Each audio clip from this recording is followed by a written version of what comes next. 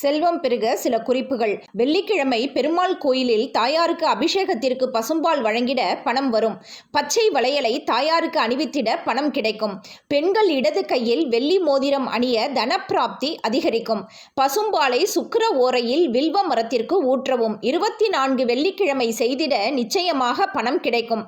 பாசி பருப்பை ஒரு பச்சை பையில் மூட்டையாக கட்டி தலையடியில் வைத்து உறங்கி மறுநாள் அதனை ஒரு பிளாஸ்டிக் பையில் கொட்டி மூடி ஓடும் நீரில் விடவும் பணப்பிரச்சனை தீரும். குளித்தவுடன் முதுகை முதலில் துடைக்கவும் தரித்திரம் விலகும். தமிழ் மாதத்தில் முதல் திங்கட்கிழமை என தொடர்ந்து 12 மாதமும் திங்கட்கிழமை திருப்பதி ஏழுமலையானை தரிசிக்கவும். நீங்கள் உறுதியாக கோடீஸ்வரர் ஆகலாம்.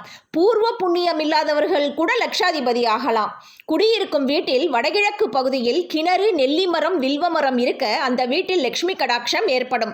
இதை பின்பற்றி நடந்தால் நாமும் வாழ்வில் கோடீஸ்வரர் ஆகலாம். லைக் பண்ணுங்க, ஷேர் பண்ணுங்க, சப்ஸ்கிரைப் பண்ணுங்க.